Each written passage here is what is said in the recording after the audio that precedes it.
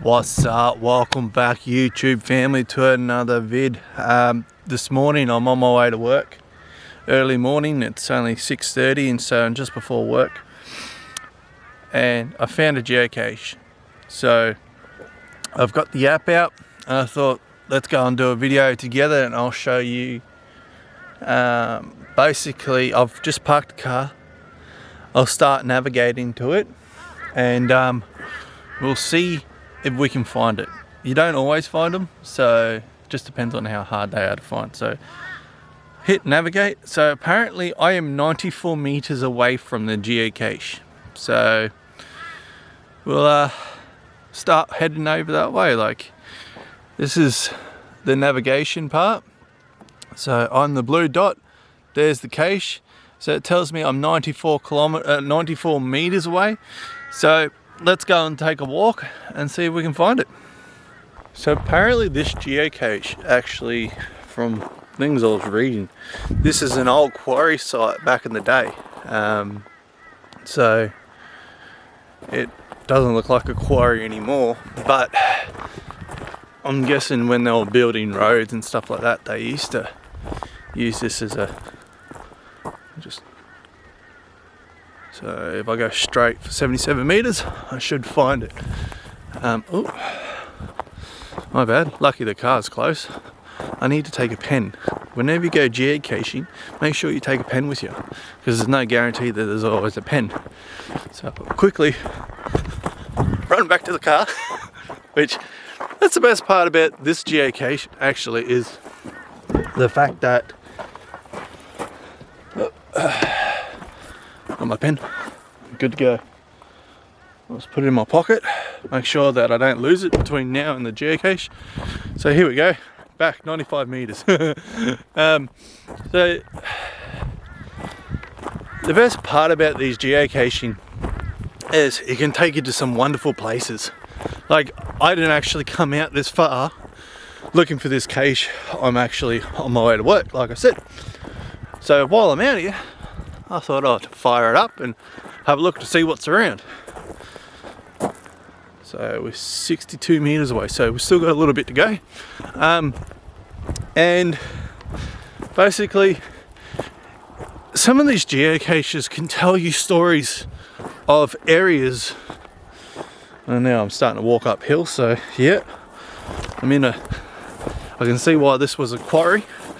Sorry, the video is bad, but I'm walking up gravelly stuff and trying not to fall. So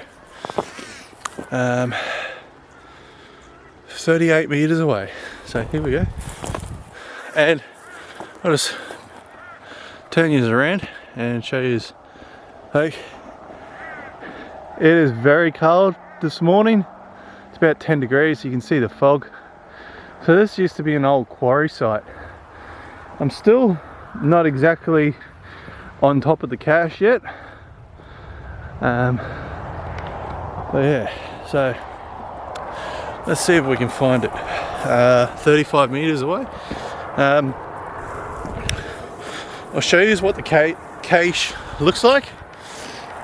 Walking through grass that's literally the same height as me. Just making sure I don't trip over anything, or I don't step on a snake or anything like that. You always got to be careful when you're geocaching. Sure you don't step on anything. Always safety first. So here we go. So the description in the cache said a 1 litre screw top container. So it's a fairly big one, so I shouldn't have too much of a problem to find it. But in saying that, sometimes it can be hidden quite well. So I am apparently 10 meters away. So I've got a little bit of a bankment here that I'm going to scramble up and have a look. Okay, so apparently I'm within 5 meters. So let's have a look around. Hang on, I'll put down my phone.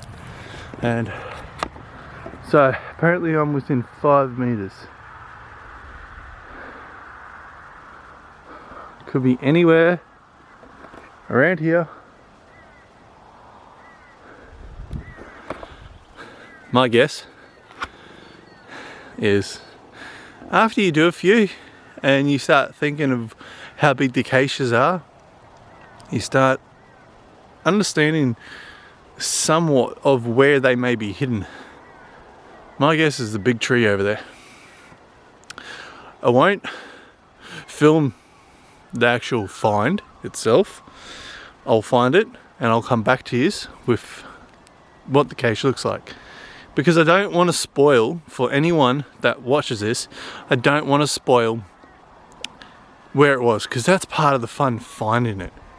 So stay tuned.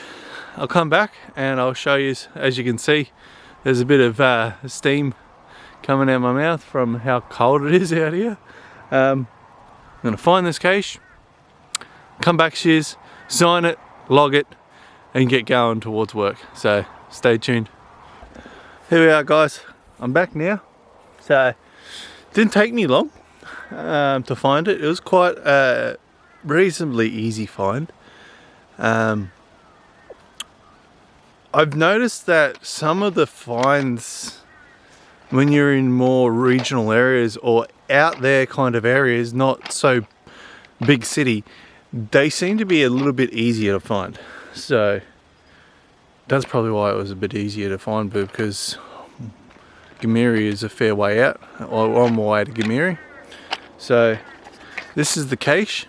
This is how it looks, and the person that dropped this cache or made this cache is called Sweet and Sour.